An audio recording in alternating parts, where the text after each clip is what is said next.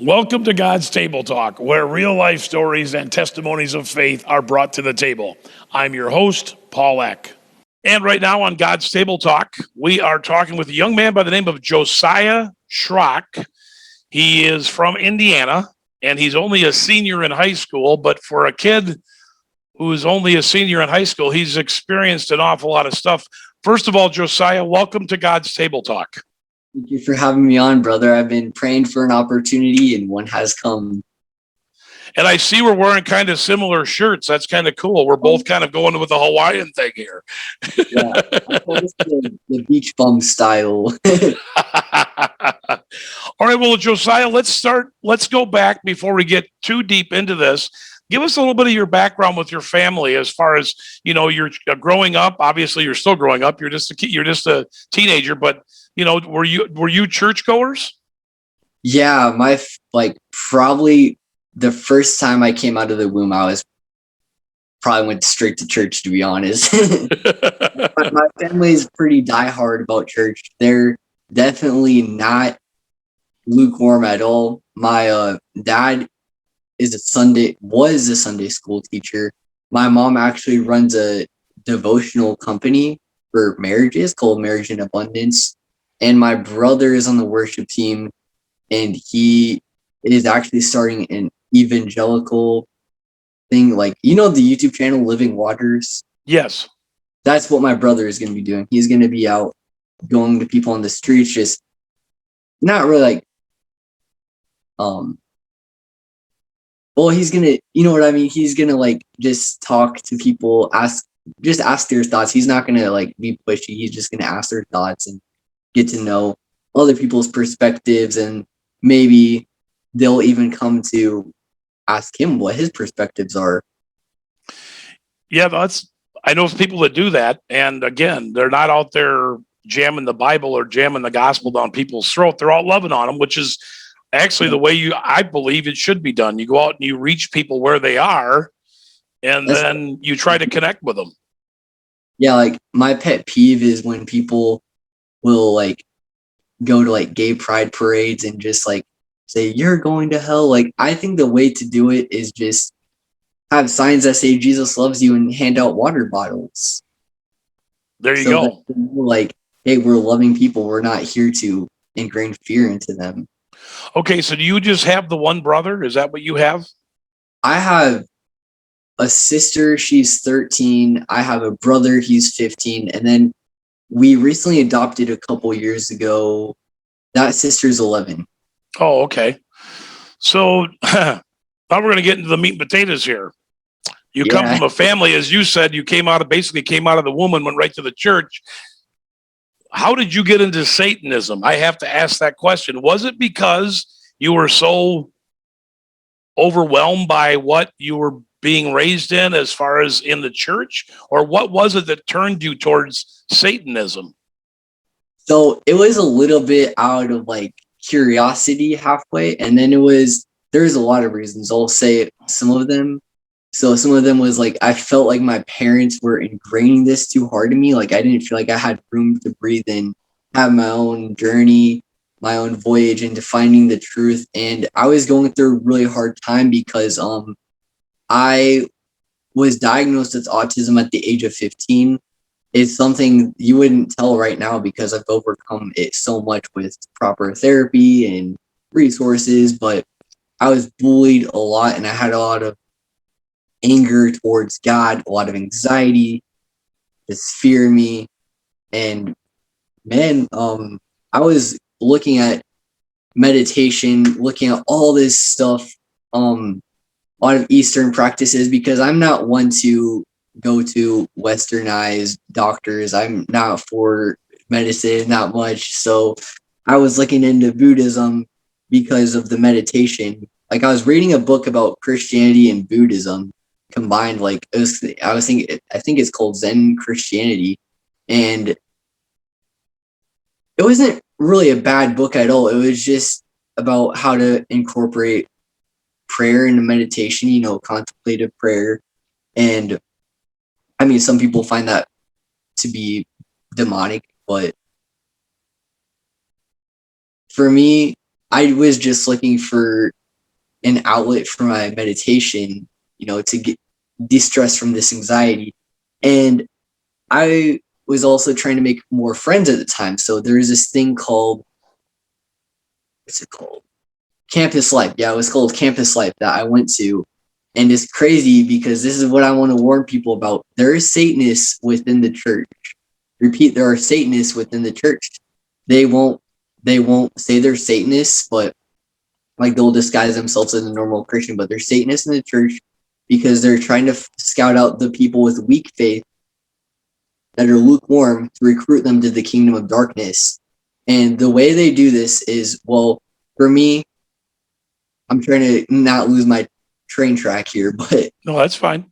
yeah, there's a lot to it. So I was talking to him. He was like, "Oh, what do you like to do?" And I'm like, "Oh, I kind of got into meditation recently." Just I said some other stuff too, but the reason that I think it's so important to only share your spiritual practices with like-minded Christians is because Satanists tend to manipulate people a lot. They tend to be very charismatic. And he told me he was a Satanist, and my mindset was I'm going to try and bring him to Jesus. But since I had one foot in Buddhism, one foot in Christianity, that was not good. And Satanists, what they do is they double their witchcraft by let's say you pray for 1 hour a day. They will go to Satan church for 2 hours a day. And if you don't spend and if they spend more time in the presence of Satan than you spend the time in the presence of God, they can actually cast spells. They can curse you in their name. And yeah, that's what happened to me. I was cursed upon. I had spells on me. I had demons oppressing me, tormenting me at night. I can get into that later. But I wasn't in the presence of God at all at the time. Like I didn't even read the Bible. Like it's kind of like, man, I'm kind of tired of my parents pushing me, so I kind of went that direction. And it was also and then the reason how I got into Satanism was it started by just me meditating and hanging out with this Satanist guy. Let's just call him Bob. Like I don't want to say his name because he doesn't deserve credit in the story. Sure. And I don't want to cause any drama, so we're gonna call him Bob. So Bob, he was always talking about astral projection. You know what that is? I have an idea what it is. Yeah. If you want to explain it, go ahead. I'll explain it for the people that might not be familiar with the occult. Astral projection is a type of meditation where your soul leaves your body. And for me, when I did it, it was very, very, I felt dark presence. Like the reason I did it was because he kept talking about it, and eventually, like, okay, this is the quote I live by. You hang around 4 millionaires, you'll be the fifth. You hang around 4 hobos and you'll live in a cardboard box. So people with more influence will have influence over you. You know what I'm saying? Yes. And I was really depressed, really suicidal at the time, and tons of anxiety attacks. And the anxiety attacks were mainly because my friend was cursing me. He was giving me anxiety attacks, stuff like that. But I just wanted to escape. I didn't want to kill myself because I have a really good family. They miss me. And luckily, throughout this time, which I'll get into later, Jesus was protecting my soul. But I still had mental curses. But my soul was safe because I've always had Jesus Christ with me. And that's what's crazy, man. That's what's crazy about my testimony. I feel like Jesus wants me to share my testimony so much because he's always been protecting my soul. And so I did astral projection because I didn't want to be on this earth. I just didn't want to be here. So I went into the spiritual realm. And yeah, that's kind of how I got into Satanism, was because of astral projection. And then I started identifying myself as Satanist, but I never really worshipped Lucifer. This is the thing. When Satanists, they'll have things on their website, the Church of Satan or whatever, that says, oh, well, we support Black Lives Matter. Oh, well, we support social causes like getting rid of pedophiles. They're for like social justice. That's their disguise. And they say they don't worship Satan. They use him as a symbol that symbolizes the opposite of God, rejecting religion. That's their symbol. And really, most of them will identify as that, but they're all Luciferians. And if you call yourself a god, Satan in the Garden of Eden, he said, think about what he said. He said, if you eat this apple, you'll be more like God. So seeking knowledge, like you can seek knowledge in moderation, but if you're seeking that, you're worshiping that, you're worshiping Satan, if you know what I mean. Not saying that we're Satan, but it is metaphorical. Yeah. Now, what did your parents, did they see this in you, or the change in you, and what was their line of defense, or how did they try to combat it? Because I'm trying to, obviously you said one of the reasons why you kind of went that way was because they weren't letting you expand. They were kind of trying to get you to stay within the church, and that kind of led you away. But what were they doing when you started to dabble in this stuff? Did they back away, or did they try to fight for you? Well, they told me you can be any religion except Satanist, and I just said I was a New Ager. But what they said was, if you search for truth, I promise you'll find God, because that's truth. And if you're honestly searching, you'll just go back to God, and that's what happened eventually. But what I want to say is if you want to find the light, you have to go through darkness. Because let's say there's a tunnel, there's darkness in the tunnel, and there's no way you have to go through darkness to get to the light. And that's what had to happen for me. Man, it was pretty bad. Like, another thing I want to, so yeah, you were asking about my parents. Mm-hmm. My parents also separated, they tried separating me from Bob. Like blocking him on my phone, but I still went to school with him and stuff, and he influenced me there. And another thing that's so real in this world, do you know what soul ties are? Yes. Yeah, I had a soul tie with him. So for people that don't know what soul ties are, is when you open up yourself to somebody, it's not just sexually, but emotionally, mentally, physically, or spiritually, you create a connection with somebody. So that's why you have to be very, very careful about who you open up to. And at the time, I was an open book because I didn't have proper social skills at the time. And when I wasn't around him, I had a toxic soul tie. So when I wasn't around him, I got panic attacks. Like, I started bawling and crying. I just had panic attacks, and I had no idea why. I just thought I had anxiety, but it was a toxic soul tie. But my parents, they tried getting me away from him. Eventually, I realized, okay, something's not right here. I'm gonna block this guy. And one of my demons I had left because I got this guy out of my life. Okay. So, there's not really an answer for parents who have kids that are that could possibly fall into this. It's something that they have to be. Yeah, you definitely have to have a relationship with Jesus. Like, it's like the first time I had a mental curse in my mind because of astral projection. Like, I carried back a demon into my body, and Jesus was still in my soul. He's always been with me this whole time, but I had a mental curse. Like, the demon went in my mind. And so when you have a mental curse, you're very impulsive, you're very indecisive, you hop around one thing to another. And I believe I was also possessed with the Kundalini spirit, because I would go from Hinduism, I'd go to Buddhism, I'd go to anything but Christianity. I would go to it. I wanted anything but Christianity. And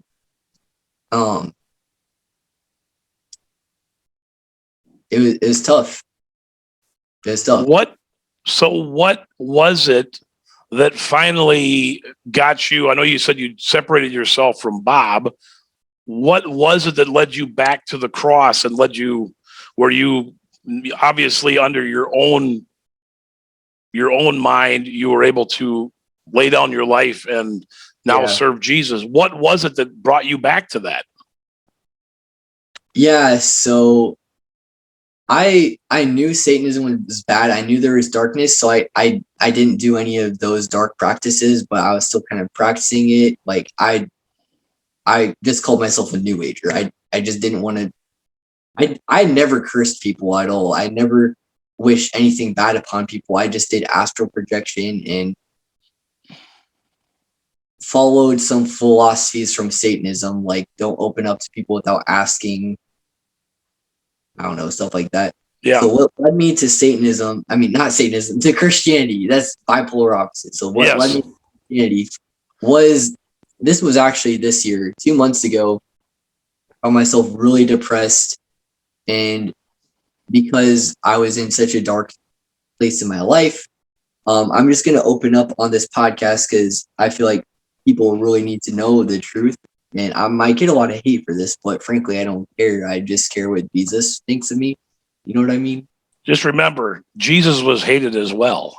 Yeah. And he told us we'll be hated too. So speak what you want to speak. And if it's the truth, that's all that matters. The world hated me before it hated you. Yep. So I actually had the spirit of homosexuality cast upon me. It's like when there were demons in me is when I felt homosexual. When the demons were cast out on me, I would turn straight again. Like, it sounds funny, but it was really serious. Like, it messed up my life. I lost so many friends because of that. So I was in this place of darkness and despair. And I was trying to isolate myself in my room. I was running all over the house trying to isolate myself because I was going to kill myself. And my brother, he took me out in the car, and man, I was screaming all this kind of stuff like I want to die. I was screaming, I just want to leave Earth. And one of my friends, he killed himself, and I was screaming, I want to be with my friend. And we'll call this friend Tim. We'll just call this friend Tim. Okay. Because like I said, I don't want to cause drama. So Tim killed himself, and I was like, man, I just want to be with Tim. I miss him so much. He was like my brother, because when I was in Satanism, my parents tried sending me to Dominican Republic with my permission. This was with my permission. They weren't forcing me upon it. Like, I wanted to go. I was like, yeah, I'll get away from you guys. And so I was in the Dominican Republic getting healing. It was a Christian boarding school, a therapeutic. And so I saw Tim. He was with me like 24/7, more than my own family was. So he was like my family for 3 whole months. And when he died, man, that got me. It really got me. So I wanted to kill myself because I had nobody in my life. And my brother was saying, hey, Jesus has always been with you. He kept egging me on about Jesus. And I was at this point where I realized, the meditation, the crystals, all this astrology is supposed to be bringing me peace, but it's just how can I say I'm at peace when I want to die? So that's when I accepted Jesus into my life, was because I was so rock bottom. I just cried out to Jesus. I rebuked everything. I had to burn all my belongings. But I still felt depressed. I still felt empty inside a couple weeks later, because I found out that Tim lived in the same state as me, and he was still alive. Like, he faked his suicide, and I felt even my own family betrayed me. Man, I feel so much more suicidal.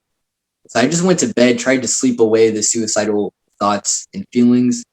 I woke up, was like, okay, I need to get out of this mind state. I'm going to go meditate, do some self-love. But because I'm a Christian now, I got to pray, because I don't want to be doing anything demonic. You know what I mean? So I prayed for protection, and I tried doing a self-love meditation. And I did not intend for what I'm about to say didn't happen. Did not intend it at all. Just wanted to do a mindful meditation.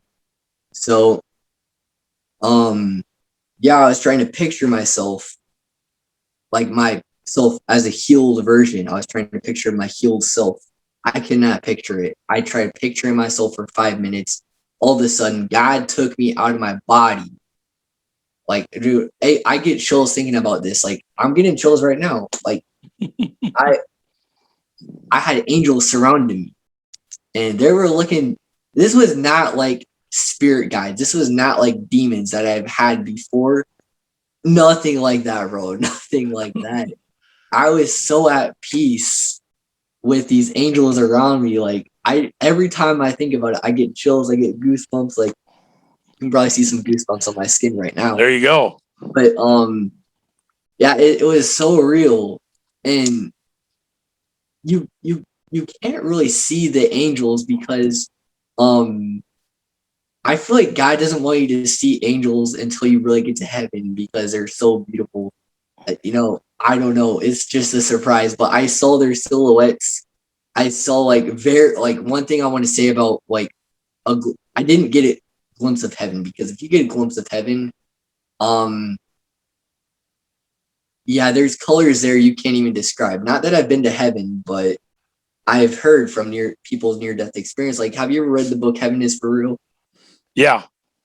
Yeah, like Colton, the kid says, there's colors there the human eye can't even comprehend or describe. But they're really, I can describe the colors. They're like very colorful auras around these angels. Yeah, it was so beautiful.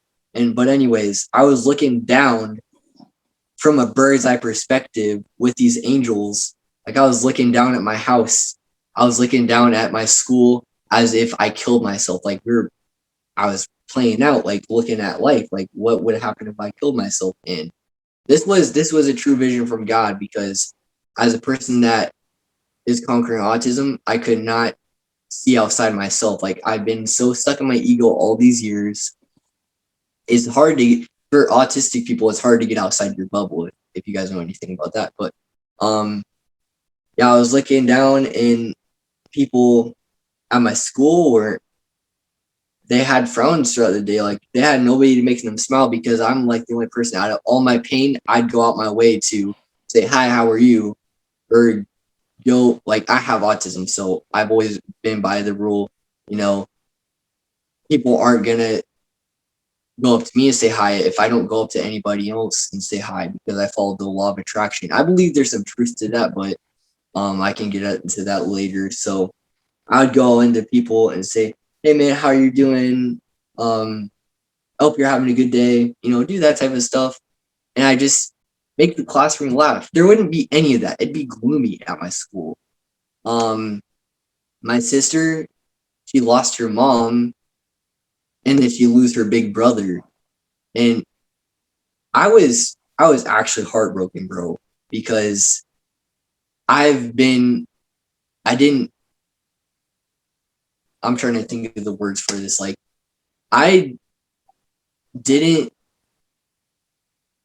see outside of myself. I didn't care what she needed. I didn't care what my mom needed. I didn't care what anybody needed the whole time I was not a Christian. I didn't care. I just cared about myself. I just cared about trying to find my own peace. I didn't care about trying to make other people happy. I feel like that's like serving people is really what gives you peace, man.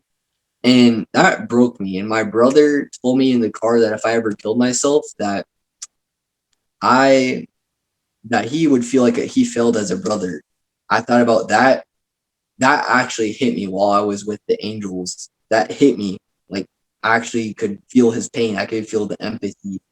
I could feel the energy he carried, the baggage. I could feel like how my parents would feel. I like what I did. I put my head on the ground, put my knees on the ground. My eyes were still closed, so I could like vision this stuff. And while I couldn't even hear the guided meditation at all. Like I was walking in the spirit. Spirit travel. That's the only way I can describe it. Like, how Paul says he was in the seventh heaven? Mm-hmm. That's what I feel like I was in, but it wasn't. I feel like the seventh heaven is different from actual heaven because like I'm not saying yo go to the seventh heaven. Like that's something God's gonna gift you with if you're blessed to in this lifetime. But it's not something I would provoke to, because you never know. But it's so different from the astral projection. Like, I felt darkness there, but I felt so much peace, so much baggage, so much weight lifted off my shoulders here. But I felt a healthy guilt. I felt a healthy guilt that I needed to feel. And so I was crying, I was weeping. God, I'm sorry that I treated myself so terrible. I'm sorry I neglected my family. I'm sorry for this. And all of a sudden, like, it's hard to like comprehend this, but I feel like, I don't know if it was a vision. I don't know if it was a figment of my imagination, but Jesus was behind me, bro. He was behind my shoulder while I was on the floor crying. I've been with you this whole time. Bro, is so crazy talking about it. Like, is like, oh my gosh, like, I'm like, I never cry. I just get like chills. I get goosebumps and like just smile on my face. Like, it is the joy I have attained in me when I think about this is crazy. Like, he was telling me, I've been with you the whole time you were in Satanism. I've been protecting you. I have plans for you. You're like, the angels were communicating with me a little bit, but it wasn't in tongues. It was telepathically. One thing they said to me was, your purpose is not to live for yourself. It's to be a brother to your sister. It's to serve for the kingdom of heaven. And I have changed as a person. Like, I have done a whole 360 around since I had that experience. Like, I've been trying to build a relationship with my sister, which was really hard for me to do. And like, I've found joy in that. It's crazy. And he said something like, you are forgiven, you did your best to get here, and then snapped into my body and went up to my grandma. And like, after breakfast, I was like, oh, grandma, this is gonna sound kind of weird, but I met Jesus. And she's like, what? She was just amazed at like the words I was saying, because like, she never, like, everybody was like I've been kind of a narcissist, but everybody, like, they were in kind of disbelief a little bit. But since like I started to live it out, they're like, okay, this really did happen. He really did encounter Jesus. Like, only his actions can speak for this. It's beautiful, bro. Yeah, and there's a lot of people that I think, young and old alike, that have a tendency to try and figure out what their purpose is here. And you, at your young age, has figured that out. And actually, it's a pretty simple purpose. It's to serve, as you said. And your story, it almost sounds like the movie It's a Wonderful Life. I don't know if you ever watched that movie with Jimmy Stewart. It's one of the all-time great Christmas movies, but he wishes he was never born, and then he sees what life would have been like if he had never been born. And I think that's what God was showing you, is you do have a purpose. You do have a meaning to a lot of people. So often we don't think of that until we realize that we do have a stronger purpose. And I think that's what Jesus was showing you, what God wanted you to see, is there's a big purpose for you, because you mentioned the fact you're autistic. You mentioned the fact that you dealt with anxiety and all that. God can use that in so many ways throughout your life, and I can tell you from personal experience, he's going to put people in front of you that are dealing with that very thing. And you're going to be what he uses to help them to overcome, and to either overcome or to accept the way they are. And they're that way for a reason. Yeah. Like, I was so angry at God before. Like, why did you, where were you when I was shoved in the trash can? Where were you when so-and-so was dragging me across the gym floor and everybody was watching? But it's crazy what the grace of God can do because of Jesus Christ. There's people in my hometown that I've held a grudge on for so long, because they just watched me get bullied. And like, dude, we're best friends now. We're best friends now. Like, we're both we both encourage each other in our spiritual journeys, and we're best friends. It's crazy. Yeah, we go through a lot. That's very true. You wanted to, I know before we started the interview, you said there was something you wanted to share, which was something called the closet analogy. What exactly is that? I've never heard this before. So worship is very, very powerful. Worship is so powerful, bro. So there's a closet. There's a picture of this room. It's dim, but picture if it was like broad daylight. You open the closet, that light is gonna flood the darkness. That's what happened when my parents, they still made me go to church when I was into Satanism. They still made me go to church. And there was like one time, like I had like spirit guides telling me, hey, you need to get out, you need to get out, you need to get out. And I went to the bathroom the rest because like the whole worship, I was like shaking and like I could not stand. Like if you ever feel like you're under spiritual warfare, there's this guy named John Ramirez. He used to be an ex-Satanist, and he's like evangelical, I think that's what it's called. Yeah. I got a lot of information from him. I recommend you watch John Ramirez because he used to try and cast spells on Christians, and when they started worshiping, the worship music would come back at him, and his spells would hit 10 times harder than he tried to attack them. So worship music is so powerful. Yeah, there's a lot of stuff that people don't understand, and that's kind of interesting too, because at a young age, you have a unique perspective of what that spiritual warfare is, which is what we're taught about, is the fact that our battles aren't with flesh and blood, but in the spirit realm. And you've delved into that at a young age. Again, I think it's a way that God will be using you to help people who are dealing with that stuff. Oh yeah, definitely. Like there's been times like I've seen people's like auras, and if you know what auras are? Yeah, I've seen people's auras, like preachers' auras and stuff. And I feel like that's somebody, I told it to somebody and they told me, yeah, you should pray for them. Like, because auras represent your weaknesses and strengths. You can pray about their weaknesses. You can pray over them. You don't have to do it in front of them, but you can like pray for them, like pray about their weaknesses.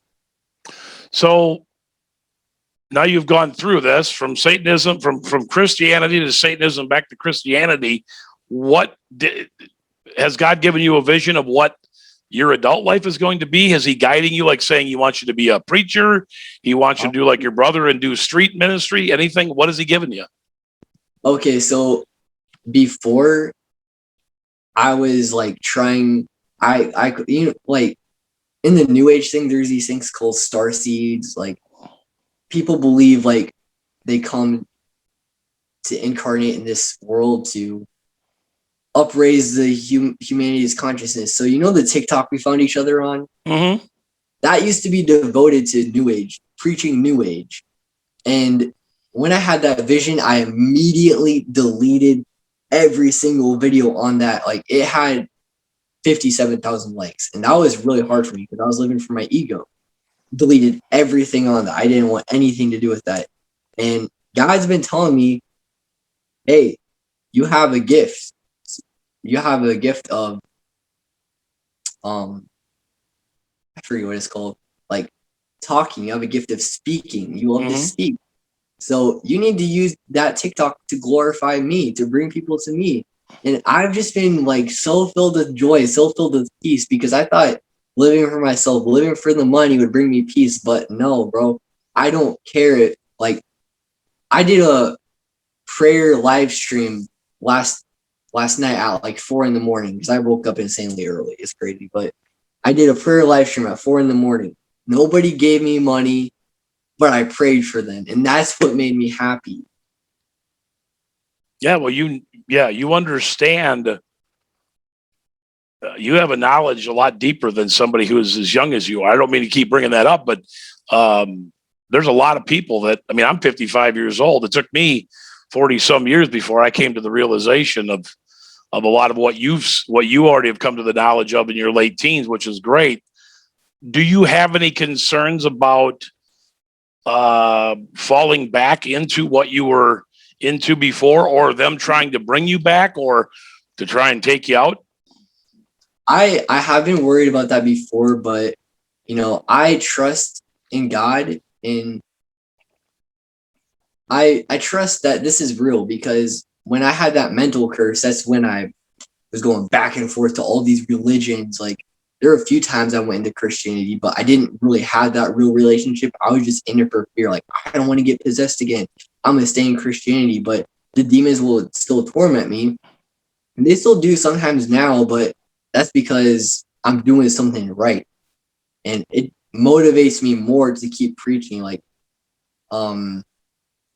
yeah, like I was kind of getting attacked before this live stream with certain thoughts, like insecurities, but I was like, no, I'm gonna pray more. It kind of motivates me more. I don't think I would ever want to go back into darkness, like, ever. If I ever did, I guarantee God would pull me out of that. I don't have a reason to go back into darkness, because I've experienced the true love of Jesus. And it was that day, that evening in the car with your brother. That's an interesting place. Mm-hmm. The real one was when I was in my grandma's bedroom, well, my bedroom, and it was a meditation where I experienced Jesus. But when I accepted him was in the car with my brother. But when I really experienced him was the encounter.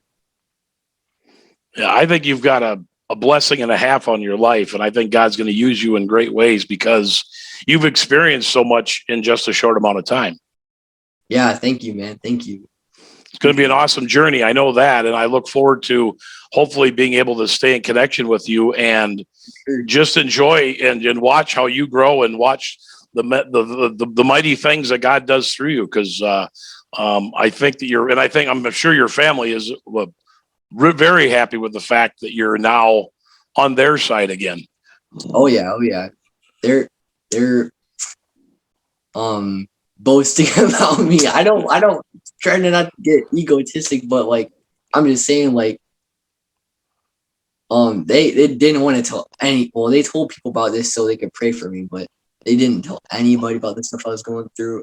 Like, they cried themselves to sleep every night because of this. And now they're boasting to everybody about Facebook, like they're sharing my post about whenever I expose Satanism, like they'll share those posts. They're just so happy for me. Well, they knew what God could do, and they've now seen it come to fruition. All their prayers that they prayed for you, and probably your grandma as well, because there's a thing that I've heard throughout the time that I've been a Christian, where they say that you're where you are because of the prayers of your ancestors. Your grandma and your great grandma down the line, who were Christians, were praying for you even long before you were ever born. I love that. That hits hard. Because it's crazy. Yeah, we've dealt with generational curses, and like, whenever I hear that, it just it makes me feel like I'm on the right track, because I used to, I'm not gonna say anything like about my family because it's kind of personal, but I'll just say we've struggled with generational curses, and um I've had to do a lot of prayer and break those curses, and just pray for my kids if I have kids, or pray for my brother's future kids. There you go. I've actually had a couple people that I've done interviews with who've talked about that very thing about generational curses, and it's not talked about a lot, and it really should be talked about a lot more, I think, by Christians, and how to overcome those things. Yeah, definitely. I think prayer is really essential. Like, I don't know too much about them. I just know, like, for me, I'll be open about it. I struggled a lot with lust. What I do is, whenever I struggle with that, I rebuke the Jezebel spirit, because that's kind of the ruler of lust, of sexuality in the demonic realm. I rebuke Jezebel. I just read the Bible. like yesterday, I was getting tempted with those temptations. I got out in nature. I read a verse about the Bible where Moses couldn't have sex or anything for 3 days so he could have the energy to climb to Mount Sinai. And I just meditated on that and just asked God, like, hey, please give me the strength to do this. Help me to flee from all temptation. And it worked. And it isn't like, once you experience true like peace from God, you don't really want to sin, but when you do sin, you just go back. It's okay. Everybody sins. Yeah. That's one of the great things is his mercies are new every single day. We don't try to sin, but the unfortunate part is this body is human, and that's yeah. I don't know how people feel about this, but I heard that ego is sin. So you gotta really, what I do a lot is I will repeat this, like, I live from my spirit, not my ego. Yeah. And if you're serving people, it's very hard to have an ego, truthfully. It is. But sometimes like the ego gets in your way. Like you want to tell people like, hey, I just fed this homeless dog. Like that. But then you're like, no, bro. Because in the kingdom of heaven, those who don't boast about their servings, they get to be first. The first shall be last, and the last shall be first. Yeah, very true. Well, I appreciate your time. Like I said, I know that God's going to do a lot of great things through you. It's just as long as you just let him keep going through. I learned this just a few weeks ago, probably heard it 1,000 times. And for some reason, when the preacher said it, it stuck in my head, is that God's power is not for us to hold on to and keep it for a rainy day. God's power is to go through us and out to other people. That's how he reaches people. For sure. It's not to be contained. Because if you keep in the word, then the rocks will cry out. And that's not good. We don't want rocks to cry. Come to me, all who labor and are heavy laden, and I will give you rest. Matthew chapter 11, verse 28. Thank you for tuning in to God's Table Talk. Remember, you can listen to the podcast on Apple, Spotify, and Anchor, and you can watch the full interview on YouTube. I'm your host, Paul Eck. Be blessed, but more importantly, be a blessing.